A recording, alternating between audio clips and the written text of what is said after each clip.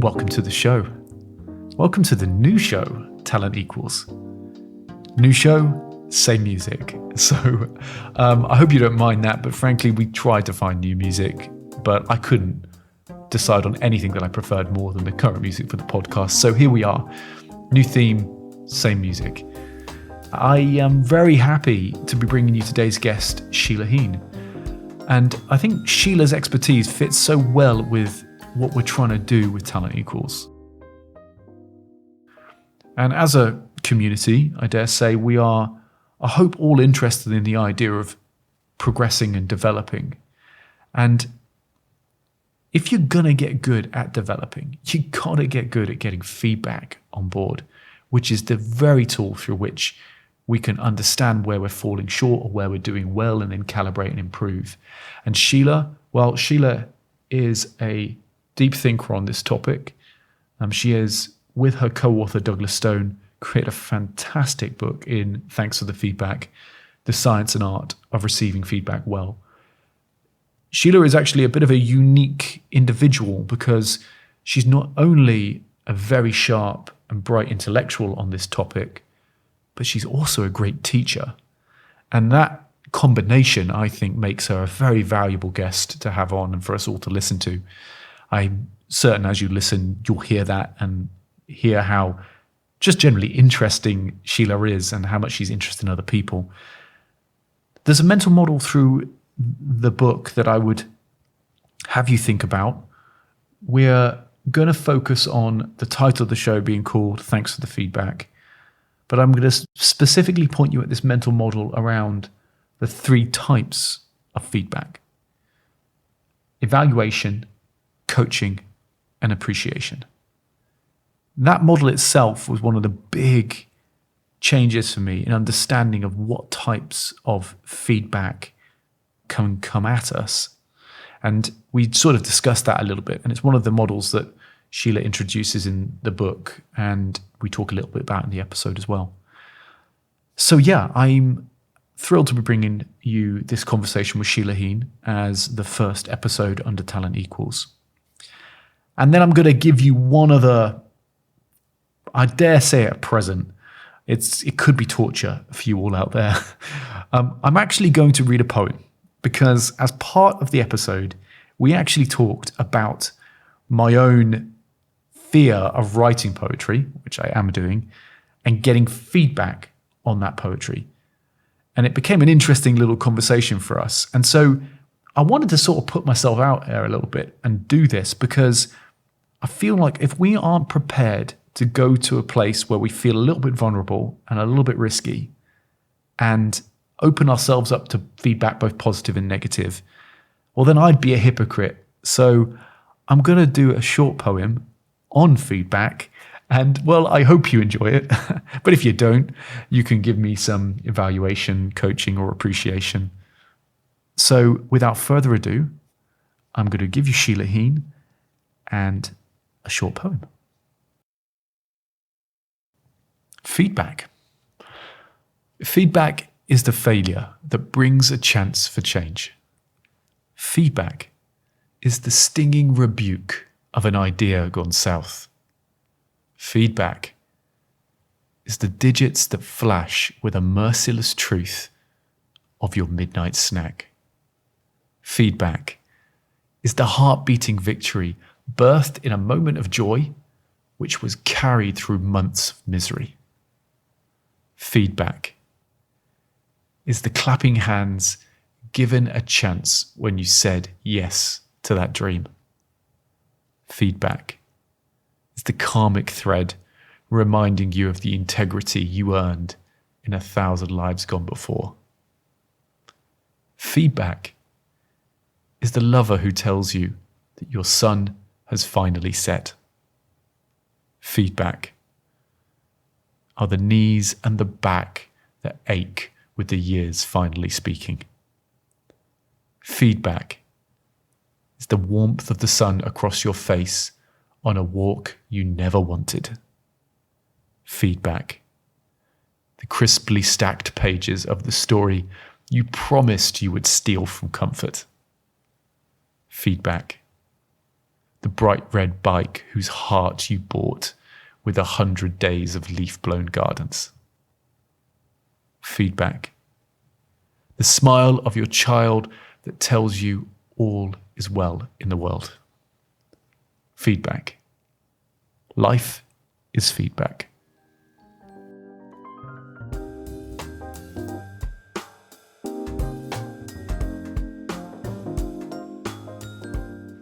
Hello, Sheila Heen. It's wonderful to have you on the podcast. I am totally delighted to be here.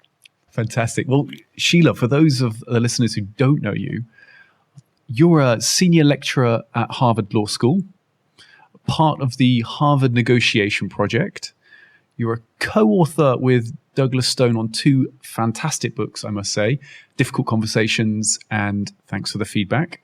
You're a founder of a consulting firm, Triad Consulting, mother to 3 children, and according to your co-author, Douglas Stone, you're amazing at drawing caricatures that, while looking nothing like the person, do look like the soul of that person. That's very kind feedback from our friend Doug. Yes. A little bit double-edged, but yes. Leaning toward kind. I would love to see one of these characters. And what do I do with all my free time, right? Yeah, right. Exactly. Yeah. Exactly. Wonderful. Well, I must say again, thank you so much for coming on the show with me today. I've been very much looking forward to talking with you. And I am something of a fervent evangelist for your book. Thanks for the feedback, given it's kind of one of the close things within my wheelhouse as a headhunter. So very much looking forward to sort of getting into talking with you about, your experiences and talking to you about thanks for the feedback and your experience around feedback. But before we do all of that, I gave a bit of a background to you, but I'd love to hear your origin story. So yeah, maybe you could tell me how you came to be a lecturer in law, how you've been drawn to negotiation and an interest in feedback conversations. Yeah, that's a great question. Well, let's see. I was born in Des Moines, Iowa, and grew up in Iowa and Nebraska. We moved to Nebraska when I was 8. My dad's a lawyer. My mom's a nurse, and I've got 2 younger sisters. And probably looking back, I would say that my experience in negotiation goes way back to childhood, because when you wanted something, you negotiated for it at my house. One of the examples I sometimes give my students has to do with when I, wanted a horse, and my father said, "Save your pennies." So I said, "Well, if I do, can I get a horse?" And he said, "Sure." I was probably a little bit strategic in approaching him when he was distracted and not really paying attention to the conversation, so I could extract a commitment. As kids are the best negotiators in the world, as I'm sure you know. Oh yeah, as well, William. It's interesting to me. That's one of the first questions that we ask our students, is to introduce themselves with a self-portrait of themselves as a kid negotiator. Whatever age comes to mind. What did you learn about how to get what you want as a kid? So it might be because of that early childhood experience for me, I ended up, because of a bad breakup, actually, my high school boyfriend dumped me, and I didn't want to spend the summer sort of being sad and miserable. I wanted to get out of town. And so I was getting these, how honest and how I love it. I love it. But I love this because it's so true. We have these kind of really strange origins of where things come from us. I often think that's so cool. No, so please, share with us. That's absolutely brilliant. Well, because I was getting these. I had done well enough on the PSAT, which is a exam that American kids take as juniors in high school, that I was getting catalogs. And one of the catalogs I got was from Harvard Summer School. And they run a summer program for high school students. And I thought, fantastic. This guy just dumped me. I'm totally devastated. I'm just going to get out of town for the summer and go do something else. But we didn't have the money for me to go do that. I was simultaneously, a 3-season athlete in high school and had less and less time for horseback riding and taking care of my horse because I had been riding competitively since I was 10 or 11 and bought my first horse. This is the horse you managed to get through that in that this moment, is the horse right? I managed to get. Yeah. So I sold my horse and the horse trailer, and I used that money to pay for summer school at Harvard. So I came to Cambridge in 1985. Now we're pegging how old I am for all your listeners who can do math. I hope there aren't too many of those. It was a good year, 1985. Good year. Yeah, that's right. And then I met all of these kids who kind of knew what was up, right? So they're like, well, if you haven't taken achievement tests yet and you haven't done this and that, then, they really understood the whole getting into college thing in a way that my high school and my community was not focused on. Like almost everybody just went to the University of Nebraska downtown. And so I think it opened my eyes into other opportunities. And I came home from that summer and walked into my guidance counselor's office and said, I need to sign up to take something called the SAT. What is that? And she said, oh, honey, you don't need to take the SAT. You're already taking the ACT. You only have to take the SAT if you're not going to go to the university. And I said, well, I'd like to sign up for the SAT. Let me reiterate. So nobody around me was asking any of those questions or having those conversations. And so then I did sort of a scattershot application to college with my heart set on Stanford. I didn't get in. And at the last minute ended up applying in June after I graduated from high school. Actually, I applied to Occidental College. And, totally out of the cycle, they accepted me and gave me enough money that I could figure out how to pay for it. And so I ended up in Los Angeles for college. Walked on campus the first day, having never been there, never visited, and just totally loved it. I really thrived there. So 4 years in California and, working 3 jobs to pay for it myself mostly meant that, and by the way, I should maybe say that when I was 16, my dad left his law firm and went out on his own. And that, I think, reflects how risk tolerant he is. And I think he taught me to be very risk tolerant just by example. But it also meant that we just didn't have very much money, right? He does deals, and those take a couple of years to come to fruition if they do come to fruition. And in many cases. Yep. Know that feeling. So yeah, exactly. So it just was a dicey time for me to be then going to college and needing to pay for it.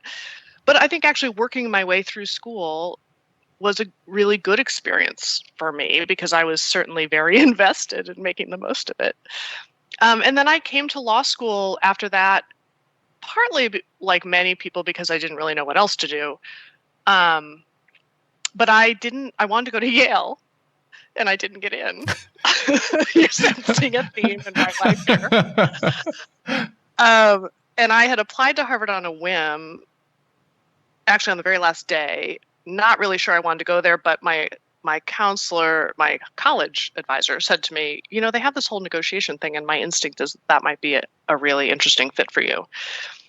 And so I ended up, again, not thinking that was where I wanted to go and ending up at Harvard. And during my first year, took the negotiation course, and then I just fell in love. I just thought I want to learn about this, and I have a feeling it's going to take me my entire life. So that was a very abrupt end to a very long story, I realize.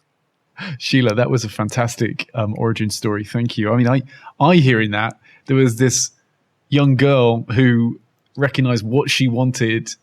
She wanted a horse, which many do. And my 4-year-old daughter is saying exactly the same thing to me now. So I really have to be careful what I promise as she gets a little bit older. Oh, yes. Yes. You're on alert. And that was sort of led you in some roundabout ways to sort of recognize the power of negotiation as kids teach us that. And yeah, you're right. They really teach us like the things that we do, and they pick up on those and they react to them so well. And they're incredibly attentive. And then you took all of that and you sort of embarked upon a bit of an exploration of, what you wanted next in your life. And it turns out that a counselor actually knew what they were talking about when they said you'd be good for negotiation. And that kind of wrapping it all up led you through a weaving kind of road to Harvard and discovering the negotiation work that they're doing there. So that's kind of an interesting progression, because I often think about the same when I'm advising people in their careers. Certainly early on, the kids I'm working with early on, I often say that, look, don't worry about it too much. Just be explorative and find out what kind of lights you up a little bit early on. And they kind of look at you like, I don't know what that means. And you're like, okay, well, don't have so much pressure on yourself. Just go and explore the world and react to the things that you feel good about. And when you do find something that feels good, then you can sort of kind of explore that further.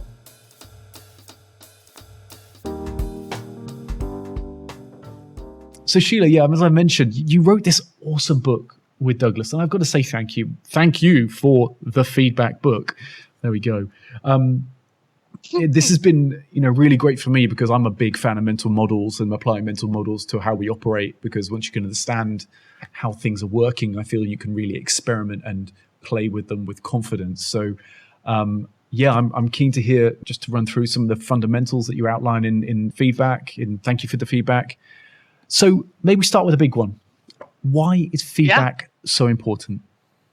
Oh, golly. Well, I think that when people hear the word feedback, what we immediately think about are performance appraisals, performance reviews, very formal moments of feedback, grades, getting hired or not hired for the job, if we're going to go into headhunting, being proposed to or not, is feedback, right? Like, am I just not good enough for you? Is this relationship not where we thought it was? That's feedback. So you can hear me going from the examples that we all think about into examples that, like, oh, right, I guess that is feedback. And I think feedback is all around us. So it's sometimes formal, but more often it's informal. It can be spoken, but it's often unspoken and indirect rather than direct. So, I have clues all around me about the way I'm impacting other people in my world and what they wish I would do differently or that I'm doing well. And the question is just, am I paying attention? So I think that feedback it's partly, of course, how we adapt to learn. How do we work best together? How do we collaborate? How do we solve a problem where we're frustrating each other? How do we change how we're working together to accommodate a new circumstance like pandemic? And feedback is really the engine for learning and change and pursuing excellence and understanding how do we fit in the market? Why is this customer buying the ring or not buying the ring from me? If I'm paying attention, I'm learning that, often implicitly rather than explicitly, but you can actually ask some questions. So for me, feedback is sort of my relationship with the world and the world's relationship with me. And it's also in an organization how we can learn and adapt quickly together and pursue excellence and always do it a little bit better tomorrow than we did it yesterday. And yet we get very little training around it. We have very little vocabulary around it other than a focus on how to give it clearly and how to say thank you, even though what you're saying is ridiculous and wrong and misunderstands me entirely. And this isn't my fault. In fact, you're the one who makes it hard to perform around here. So that, I think, is part of what drew us to the topic. Yeah, I certainly heard in that there's this way that it helps you, acts like a compass. It's a calibration process for the journey through life, right? I loved hearing the idea that you're seeing it everywhere, and it's implicit and it's explicit, yet we never get any training about it. You're absolutely right. I can't think when in my life through my schooling or even into professional education where I really got the opportunity to really get deep into feedback. So I find that fascinating, really, that we don't spend more time there, because actually I'll tell you from people I speak to so much in my own training program, they're always asking me, how do I get better at feedback? How do I get better at feedback? Because it's just one of the pain points people are experiencing. So we've got a clearer sense. Well, and when let me ask you, Please. when they say, how do I get better at feedback? What do they mean? Do they mean giving it, or do they mean getting it? Well, I think it's probably both. You're right. I found that interesting about your book, actually, just answering in a roundabout way, that you focused on receiving feedback. I think a lot of people feel giving feedback is very uncomfortable, right? So Yes. Certainly from maybe if you're in a professional situation where giving feedback is so risky in so many ways. So you want to give feedback to someone, but it may destroy your relationship with them. It may destroy a friendship. It may make the working relationship really difficult, but you're seeing a problem. So I think often people are focusing in it on that way. They're like, how do I give better feedback? Totally. How do I give the feedback so the other person will just take it? Yes. Not be upset with me. Yes. And I think that is the pain point.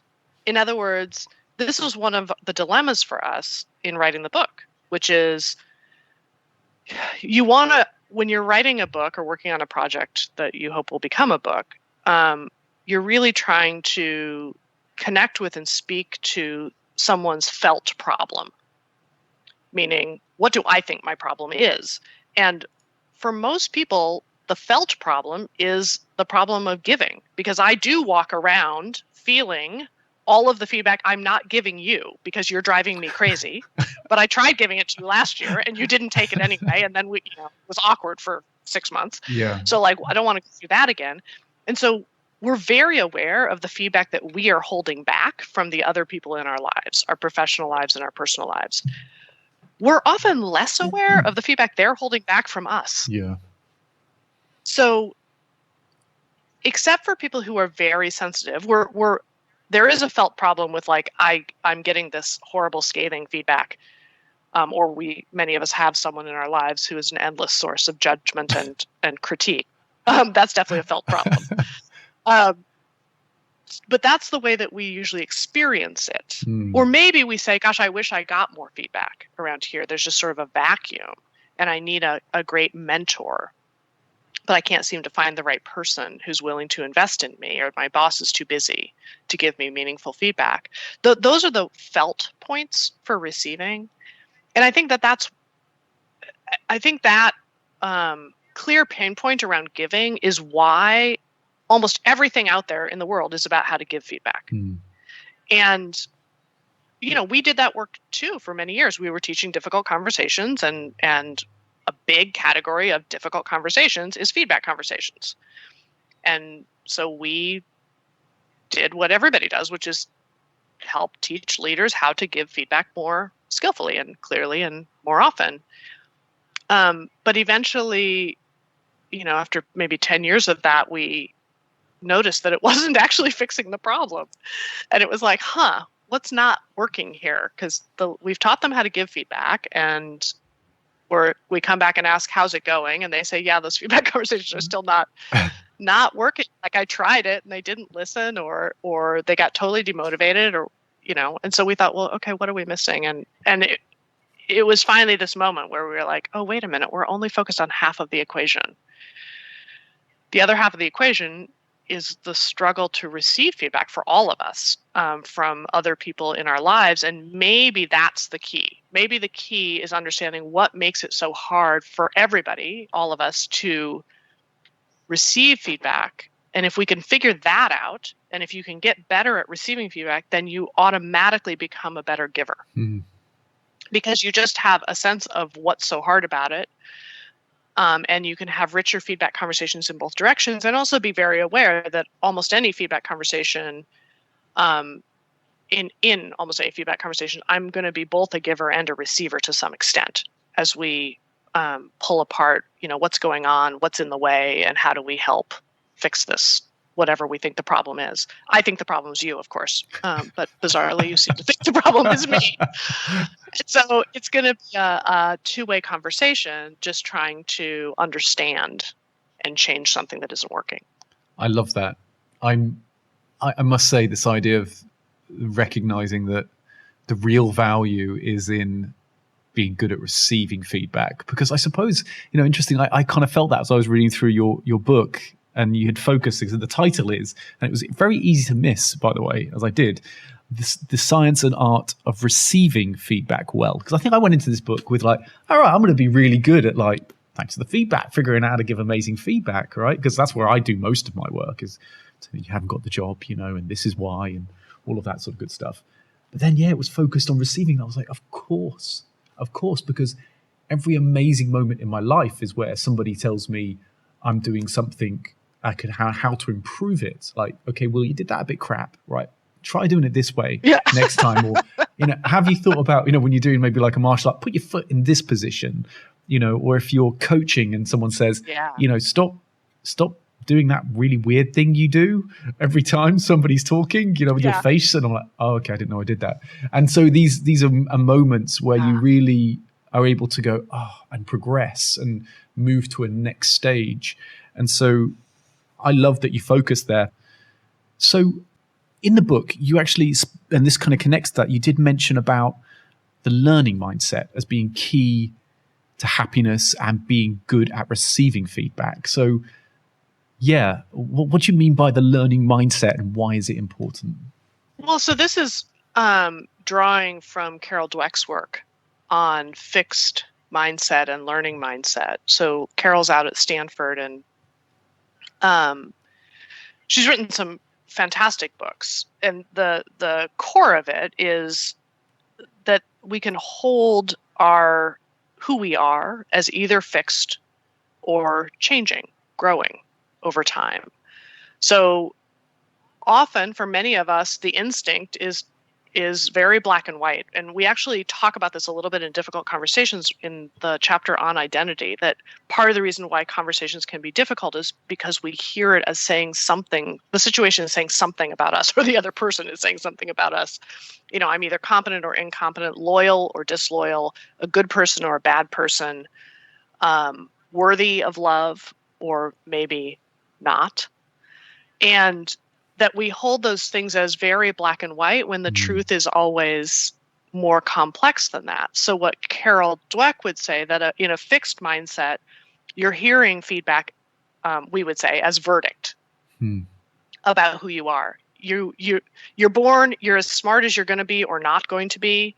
Those things are pretty fixed. Those traits, they're not necessarily going to change much. So every test, every job interview, every promotion or not is telling you whether you measure up, whether you're smart enough, competent enough, talented enough, whatever. And that makes feedback really fraught, because who I am is on the line every single time.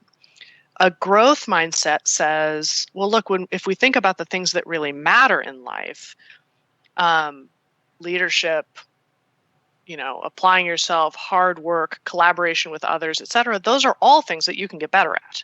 And so feedback is just telling me how I'm doing right now and what's the next thing maybe I should work on that I could get better at. And so in that case, feedback is actually valuable information about what to work on next. And it's, a snapshot of a moment in time in an arc of learning in our lives. And that lowers the stakes on it being a judgment of who I am or ever will be. And instead, it's not that it's not painful, actually, but it's aligned with sort of the story in my head about who I am and where I'm going. That's beautiful. It's such a subtle difference between, seeing it as a threat or seeing it as a present, or like that. A gift, yeah.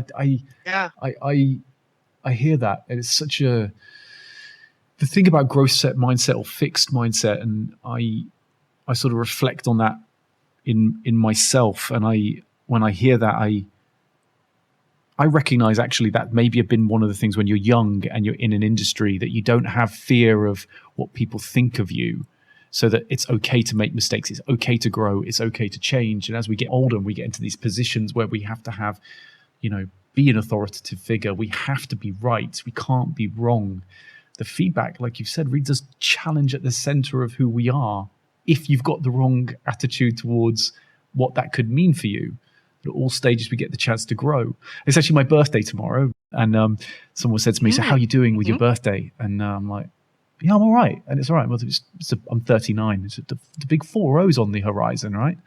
I'm like, yeah. And they're like, how do you feel about that? And I'm like, well, I'm actually okay with that, because I think 30s are one of the most fraught years, actually. They're like a year where people have these expectations that you're getting older, that you're supposed to know stuff. Inside, you don't feel like you know anything. And so you're getting all this feedback from the outside world that, yeah, you should know what you're doing. You should have a career. You should know your direction. But inside, you're thinking, oh my God, I don't know what I am. I still don't know where I am, what I'm good at. And so there's this, I can really hear that negotiation process at specific times of life. And certainly was for me in my 30s anyway. So this is fascinating, because it sounds like the sense is, oh, I'm supposed to be fully baked here any moment. Like I'm supposed to have sort of arrived at some place where I'm now, as good as I'm going to be, or somehow I'm finished.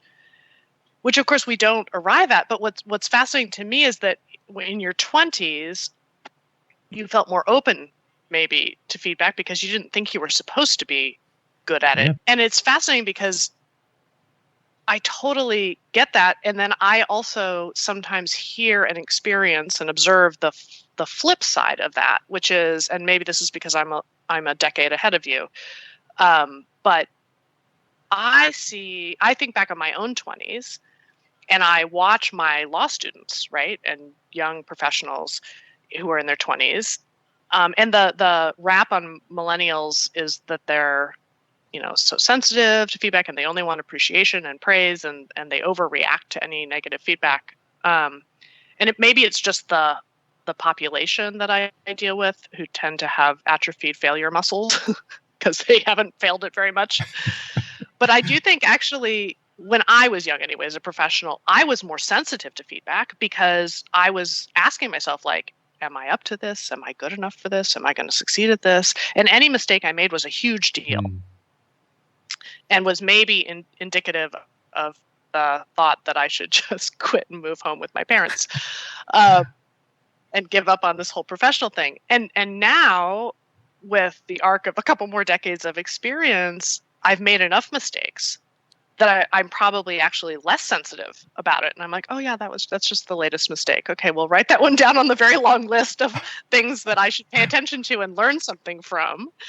And it doesn't mean that I am not, cut out to be in this field. It just means I've still got stuff to work on, which obviously that's normal. So it's really interesting to hear you describe going from maybe more open and less sensitive to more sensitive, as we think we are supposed to have expertise.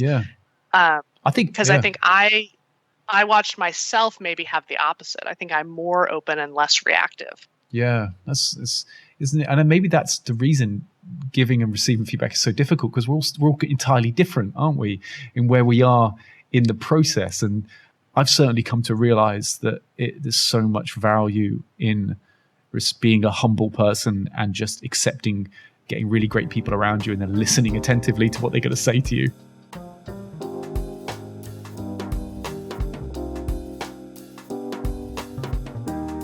So you're sitting there, you're getting feedback. How do you manage the problem of sort of rating the feedback that you're receiving? What are the things that you recommend? Yeah, so the observation is that there's some evidence that if you look at people's sensitivity to feedback, and what that means is how upset do you get when you get negative feedback, and how long does it take you to recover, or how happy does positive feedback make you, and how long do you sustain that sort of positive bounce emotionally, and that individuals can vary up to 3,000%. And now we're all on teams together and trying to offer each other feedback, and we just have really different challenges. So if you're undersensitive, one of the challenges is that you don't understand that people are giving you feedback. I've met those, because they're being so indirect. They're being so indirect that you're just, they're like, William does it this way. You're like, oh, good for William. Let's move on. Or you really do get the feedback, but because you don't have a big emotional reaction to it, it's hard to remember it. Actually, memory is very tied to emotion. And so you've got the best of intentions, but by next week you've forgotten about it. So getting through to you is harder if you're undersensitive. And we probably all know people who you have to hit them over the head to even get their attention. So that's just a different set of challenges. And I would say that Doug and I, my co-author, we have really different profiles, and that made us a good pairing for this book, because I am probably a little bit more even keel. I get quite upset, but I bounce back relatively quickly. Doug would describe himself as hypersensitive to feedback, and sometimes people ask him, how do I know if I'm sensitive? And he's like, yeah, if you don't know, then you're not. Because people who are super sensitive to feedback, like, there's just no ambiguity about it. You live your life sort of in fear. So what happens if you get a really upsetting piece of feedback, wherever you fall on that spectrum? Of course, some feedback is going to be more upsetting than others. If you are really devastated by a piece of feedback, part of what happens is that the feedback gets supersized. Like, it grows beyond actual size. So it's not one thing that you screwed up. It's everything. Yeah. Like, you've never done anything right in your whole life. And it's not now, it's forever. Like, I'm never gonna, there's shame associated with it. There's a sense of hopelessness. Like, I'm never going to get better at this. You're lying awake at night. For me, it would be trying not to cry unsuccessfully. So, in that state, you just can't learn. And so in order to get to a place where you can learn, you've got to find ways to see the feedback at actual size, to right size it. And so, there are a bunch of things that we talk about. One is that growth mindset shift. A second is to do what we sometimes call a containment chart. Like, what is this feedback about and what isn't it about? This is about, whether they think I have the skills it takes to operate at the next level, which is why they didn't give me the promotion. And those skills include, my client cultivation skills. What isn't it about? What it isn't about is actually that I'm doing a bang-up job at the job that I currently have. Once the client's in the door, I am their favorite person in the entire world. And I get lots of follow-on business. So what is it about? Maybe it's about my new cultivation skills. So what I don't need to worry about is once I get to know someone, whether I can deliver. So you're starting to sort. And this isn't about whether I'm a good partner. It's not whether I'm a good parent. It's not about whether I am a good colleague to work with. And so you're kind of making a chart that helps you isolate what it is about and also appreciate the things about you that are really not under fire, maybe, to give you a place to stand. You said the same about right sizing and then sort of the containment charts. It's almost like categorizing what you've got and then seeing them in the sort of stark light of day and be able to say, okay, I get it. And it's not kind of making a criticism of my central being that I'm worthless and not capable. It's about trying to disentangle it from the emotions that you may be having and these sort of some insecurities and trying to focus in on the actual thing that they're saying. Yeah, we have a whole chapter called Dismantling the Distortions.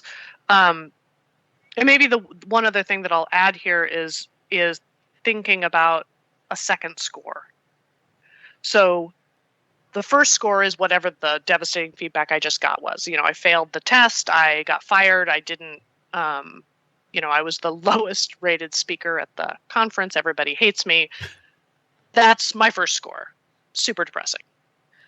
My second score has to do with what do I decide to do with that? I had a really devastating speaking engagement maybe 7 or 8 years ago, and it didn't go well for a whole bunch of reasons.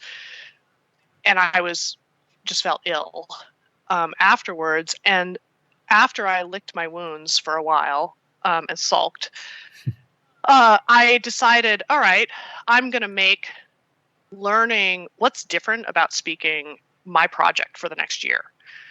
because I think for many, many years, so I'd been teaching classes and teaching workshops, which are longer form, for years. And when we had a shorter, like an hour or an hour and 15 minutes, and it was more of a talk, a speech, I had been getting away with just doing a workshop faster. Sure. And because it was really good content and because that was interactive, that worked well. Then I got in a situation where I was supposed to have an hour and 15 minutes. I actually only had 45 minutes. I didn't adapt well. And that's the time it went really badly. But it shook me up enough to think like, okay, maybe there's just something, this is just a different animal. Like giving a talk, a keynote, is a different animal than running a workshop and teaching.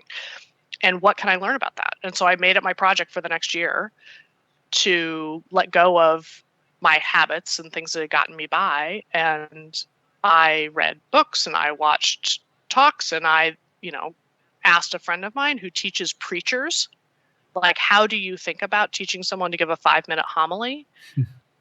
And what are the principles underlying that, which I need to learn? And so then now I feel like I have come such a long way. And, I speak all over the world and it's fun and interesting and it doesn't always go perfectly, but I'm certainly 400% better at it than I used to be. And that's my second score. So I got an F. I got an F 7 years ago, but based on what I did about that feedback, I maybe get an A minus as my second score for what I decided to learn from it. That is such a lovely example. Thank you, Sheila, for sharing that, because I heard that there's like this, so many moments when we get these really bad feedback, and particularly when we're doing something for the first time, we kind of just give up.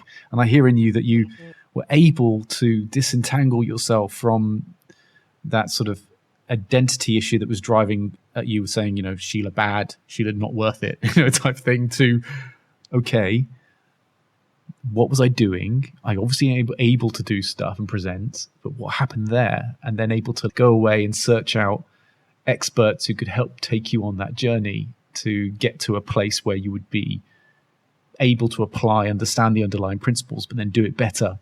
Hopefully, yeah. And I don't want to overstate the extent to which I was able to dislodge from Sheila bad, because I definitely felt Sheila bad and continue to feel Sheila bad even today. But I do also have a little bit of a profile of like, oh, I'll show you that is motivating. Like, okay, I totally screwed that up.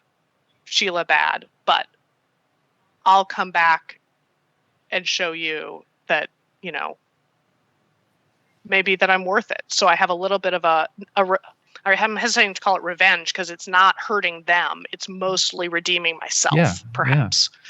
Yeah, I get that. I was going to ask you what your self-talk is. Do you have you said that you have like a little self-talk. What does it sound like when do you have a model for that? Yeah. And I think I've paid more attention to it. I mean, it's definitely, that sort of burning pit of your stomach shame of like, that was totally humiliating. What was I thinking? Why didn't I see this coming? When one of the things I've been really thinking about is confidence. What is confidence? And I think one way to think about it for me is as an equation. So there's a variable that is my sense of what the task is that I need to do. And then my sense of my own capabilities. Those all have sub-variables obviously in them. And then if those match up, or I feel like, well, my capabilities are more than the task, then I'm confident. If my sense is that my capabilities are less than the task, then I'm not confident. But now, if I was overconfident, which I definitely was with that talk, I was not worried about it, even after watching all the other speakers. And I should have been worried about it. So then I've got to do some diagnosis. Like, okay, was it that I underestimated the task and it was actually more complex than I thought it was, or I didn't adapt when it changed? Or was I overconfident about my capabilities and I need to get more honest with myself about where I've got some work to do? And that actually will help right the ship or fix the equation. Wow. I love that. So you use a confidence equation to assess how you've done in the moment to then apply, need to go out and get better at it, understand where maybe there was a mismatch between confidence, the sense of the task and the sense of your own capabilities. And in that, there's an opportunity then to reflect. And that's where having a great mental model, right, and being able to be honest with yourself and try and find a way, because the honesty with yourself is really difficult, isn't it? To be able to say, you know, okay, I hear that, and is that right? Is it wrong? Because you talk about that in the book. You're like, there's definitely this moment where like you've got to be good at getting feedback, but then there's also this moment where you've got to say, I don't want it. I don't want feedback either. And I found we know we're supposed to, but we don't really. Yeah, and I found I completely get you've got to protect yourself from feedback at times, because it may actually be just harmful, and it may not be doing you any good. You may be getting that person who's toxic in your life. But there may be those moments where someone is giving you feedback, even if they're not someone you like, and it's actually really valuable. So finding that somehow having a methodology, and I could hear in that confidence one, might be a great way to do that. But that's a very difficult component. And I don't expect you to have an answer to it, Sheila. If you do, share it. But I think maybe that's just experience, isn't it, in life, and trying to figure that out. But partly, I mean, the thing that made me think of the confidence equation was your question about self-talk. Because at least in the movies, right, what you see around self-talk is really focused on building up my sense of my capabilities. Like, okay, you can do it. You're a good person. You know what you're doing. You're amazing, right? And for me, that has not helped, maybe because it's not coming from a credible source, i.e. me. What has helped me more is getting a better sense of the task, like break it down.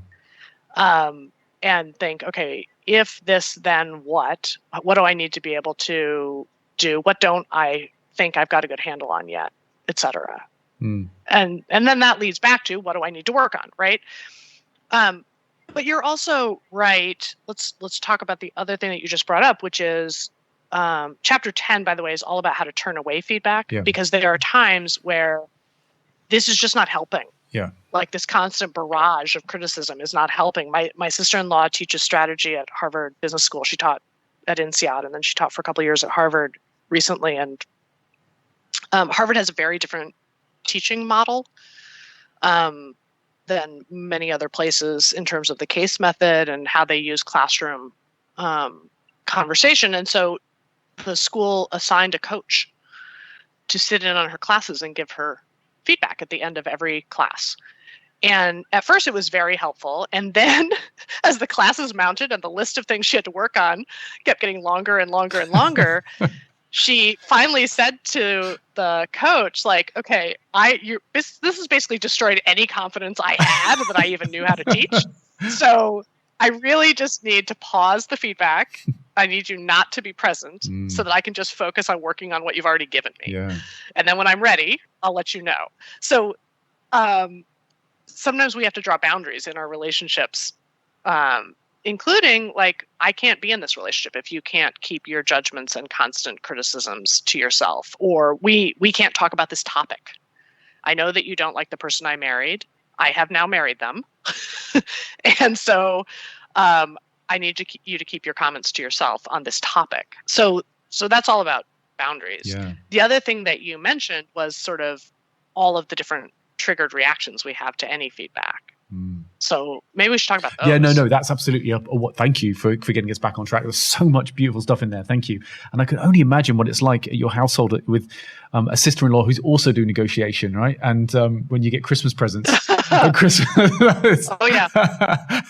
Well, my husband also teaches negotiation. And so does my sister, my actual sister. So yes, it's a whole. I'd love to see how you guys negotiate going for dinner somewhere. That would be amazing. But let's get on, because I was going to ask you about the triggers, and there was these three blockers, right? So there was truth, relationship, and identity that you put in the book. Or maybe you lead us off in how you want to kind of tackle these.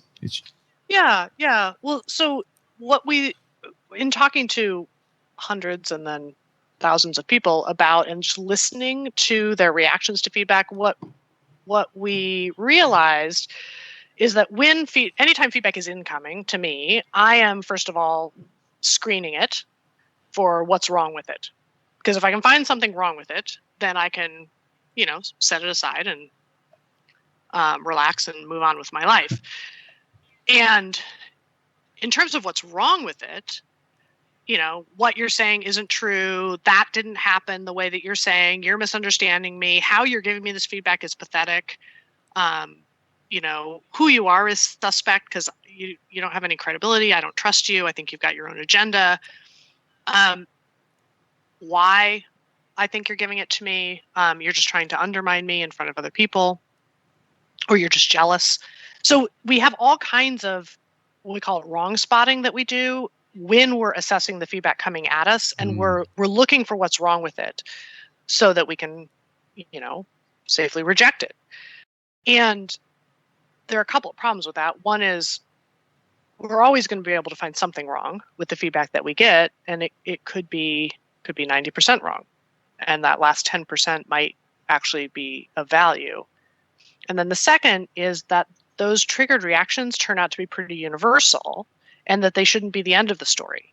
So we group them, as you just described, they fall into three categories of triggered reactions we have when we're getting feedback. The first is what we call a truth trigger. And this has to do with assessing the accuracy or quality of the feedback itself. Like, is that true? Did that happen? Does it understand the full story or context? And to the extent that you're giving me advice, do I think that advice would work? Is this good advice or bad advice? Yeah. So that's about the content of it. But there are two more triggers. The second one is a relationship trigger, and that has to do with who's giving me the feedback. Because all feedback lives in that relationship between giver and receiver. Yeah, absolutely. And I often have a bigger reaction to the who than I do to the what, which is why a stranger can tell me something, and it might be exactly the same thing as my spouse has told me 100 times, but I just hear it differently from a stranger or an acquaintance. Because it's not tied up in all the ways in which my spouse wants me to change and is being annoying about it. That is a classic one for married people. Yeah, that really is a classic one. Yeah, absolutely. So the challenge of the relationship trigger is like, how do I pull apart the who from the what? Because we may have issues in our relationship, and irritatingly, you also may have something of value that you're offering me. Yeah. And then the third trigger is what we call an identity trigger, and that has to do with that sensitivity to feedback. Like, what's my feedback profile? What's the story I tell about who I am? And how am I wired? Sensitivity, growth, mindset, etc. And can I manage? So along with that truth, relationship, identity, each of them has a set of challenges. The identity challenge is the challenge of being me, understanding my own profile and helping other people know how to give me feedback so that I can hear it sometimes. The challenge around relationship triggers is we call it the challenge of we. How do I separate the who from the what? And how do we understand our relationship system? Because if we're having trouble, say, working together, I think you're the problem, you think I'm the problem. And the problem may be the combination of the two of us or the roles that we're in, et cetera. So how do we take that apart and diagnose it so that we can try to improve it? And then the challenge around truth is the challenge to see what in the world the giver is trying to tell me, which actually is harder than we think it is, and also to see ourselves accurately and to see those blind spots that we may have, that we need other people to help us see ourselves accurately. Yeah, thank you for that. Those truth, relationship, and identity. When I heard these three, I was like, oh my God, I know why that piece of feedback went wrong. If only I would have approached it maybe with a bit more clear signposting, as you talk about in the book as well later, then that could have really helped me. And I really took a lot from those three things. And in my own experience of giving feedback, because I have to do it often, why you didn't make it through to the next round of interviews, why the client has said no, or whatever it is. And it's difficult because at that point I've either had to form enough of a relationship with the individual that they'll let it land. And I'm sure they're assessing me for truth. And it's a very difficult one to get. But when I heard those, it was really great. But one of the other things you identified, which is a mental model now I have up on my wall, this is how much I love this one, is the the three types of feedback that we're getting, Yeah. right? Would you tell us about the three types of feedback? Yeah. And I also should say that we didn't make these up, actually. These come from Roger Fisher and Alan Sharp and John Richardson in a book called Getting It Done. John Richardson is my husband, by the way, so I better give credit where credit is due here. But we found the categories incredibly helpful. So the idea here is that although we toss around this word feedback, that there are actually three different types of feedback, and they have really different purposes. And the easy way to remember them is the acronym ACE, ACE, which, by the way, we forgot to put the acronym in the book. I've just realized that. So I hadn't even realized that. There we go. We're a little bit allergic to acronyms because so many of them end up being forced. But and so we have a bias against them, but that led us not to include this. And now that we've been teaching it forever, we're like, oh, it's really helpful. We should just put it in the damn book. So the three types, ACE, A is appreciation. And appreciation just says, like, I see you and I get you and I notice how far you've come and I see how hard you're working. And it has obviously appreciation has a big impact on engagement and motivation. It's what keeps us going, right? And makes us feel seen. C is coaching. And coaching is anything designed to help me get better at something. Coaching has become a term of art, right, in the business world for a particular approach, elicitive way to help someone learn. And that's included, but we actually also mean the bigger category. Like, if it is designed to make me better, more knowledgeable, more effective, more efficient.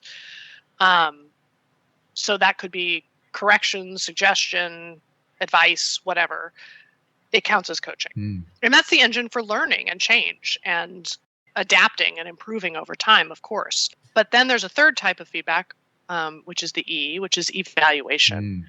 And evaluation rates or ranks us against some set of expectations.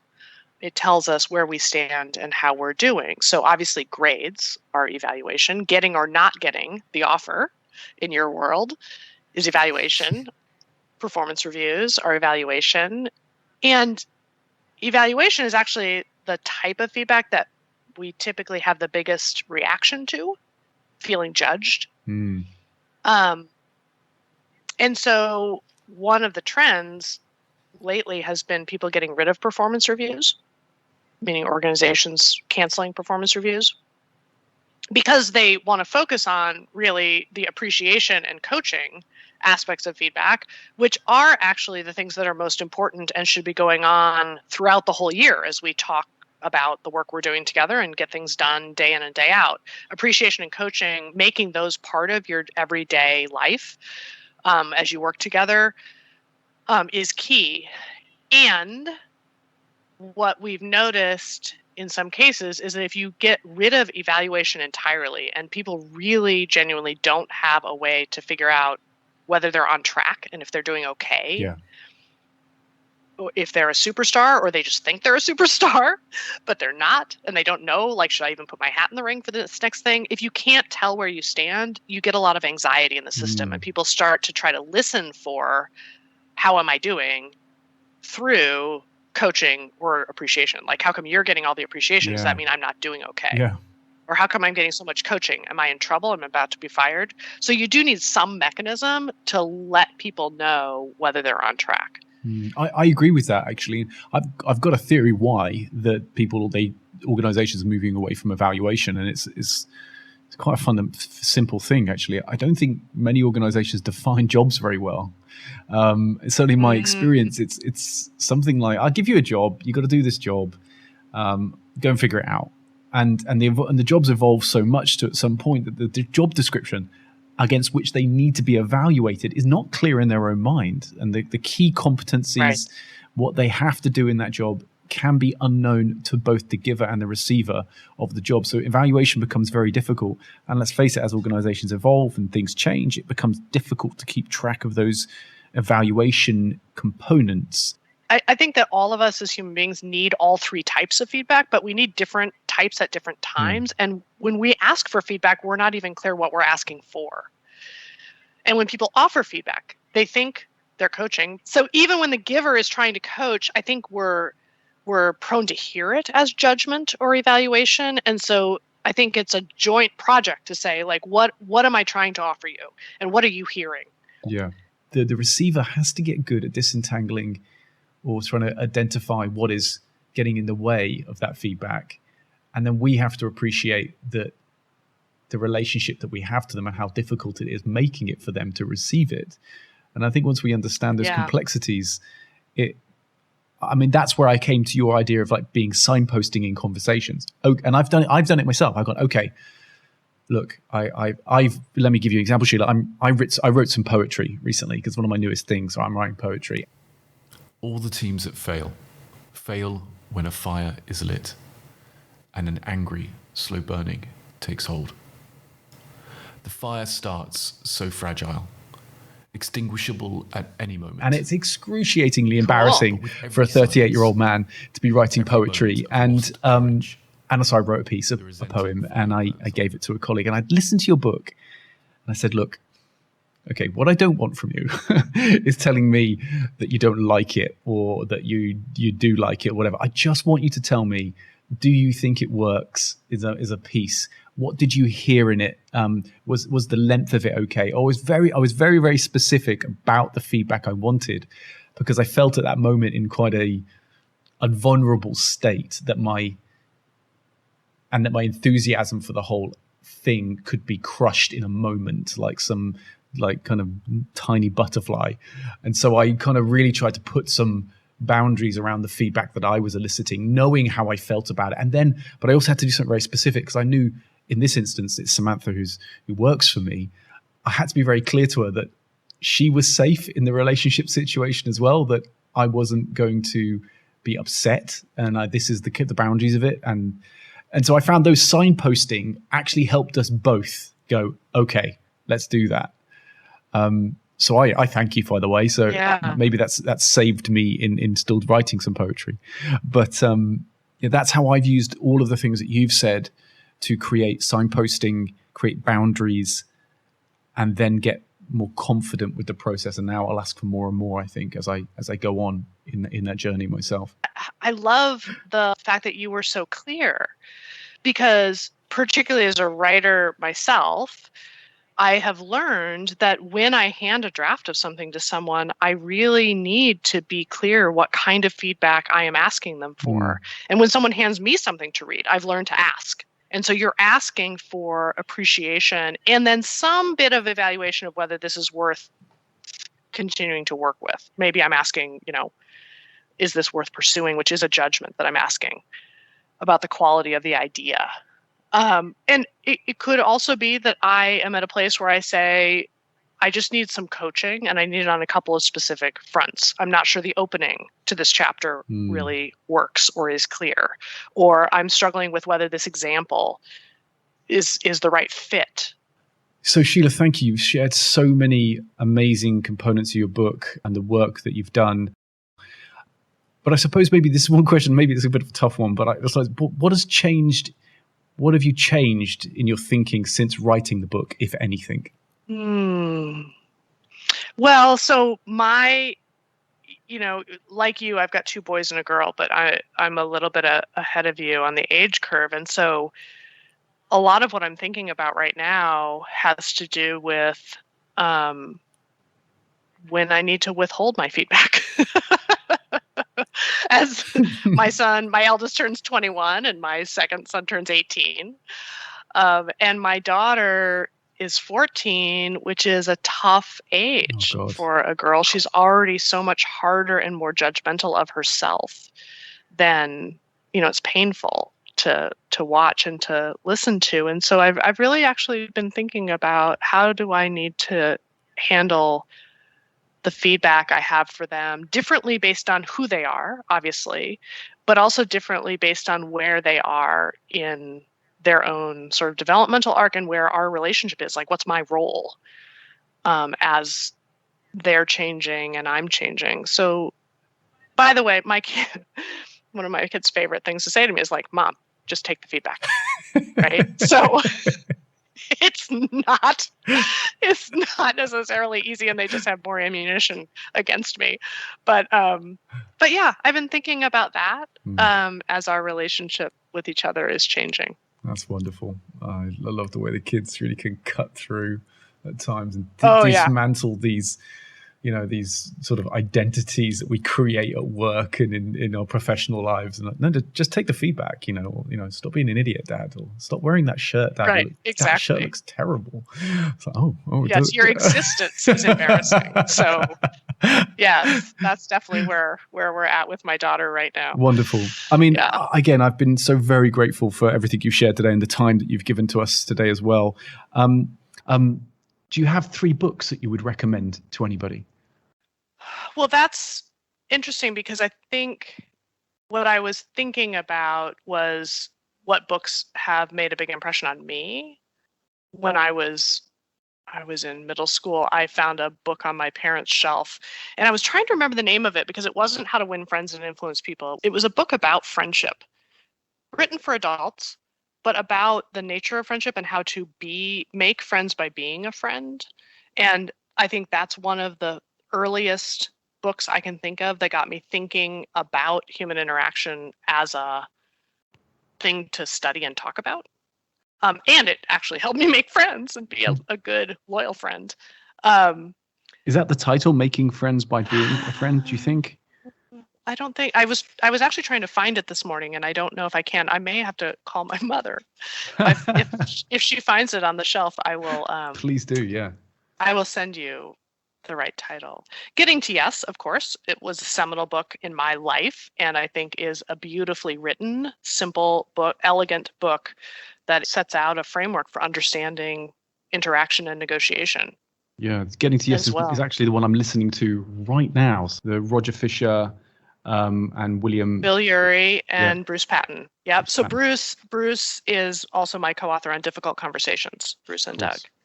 Excellent. Yeah. Amazing. Okay, Getting to Yes. And is there a third one? Do you like fiction or something else that's non-business or self-improvement related? Yeah. There's a book called, and this is actually by a British writer named Sarah Hill, and it's for leaders. It's called Where Did You Learn to Behave Like That? And it's about the ways in which our childhood experiences and childhood story influence how we lead, and maybe in particular how we lead under stress.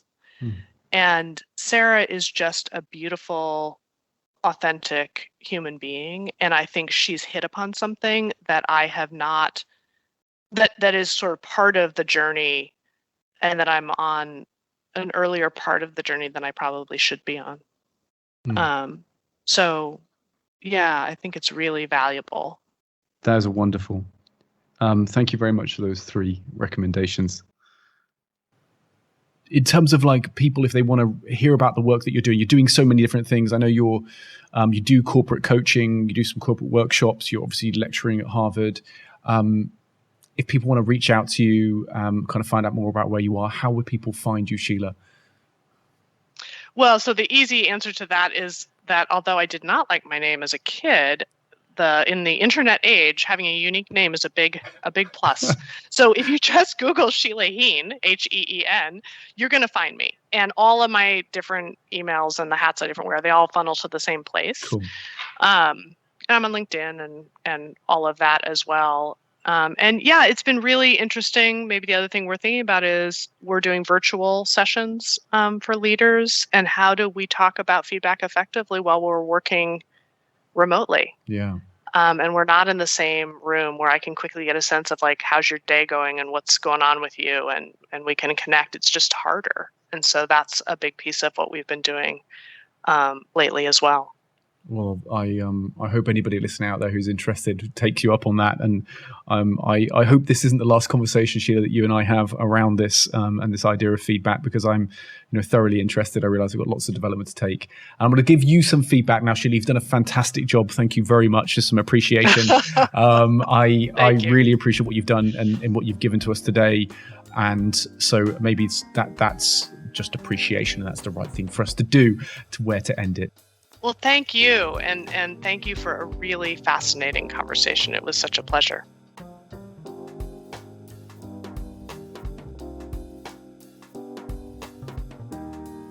Well, there you are.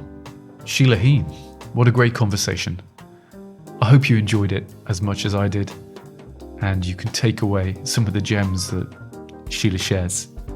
But none of this would have been possible without the fantastic team behind the podcast. Big thank you to our producer, Andrea Maraskin, and of course the whole Exige team. That's Samantha Smart, Fiona Laitinen, and everybody else who's made this episode possible. I wish you all a wonderful day or evening wherever you are, and I hope you'll join us again at the next episode of Talent Equals.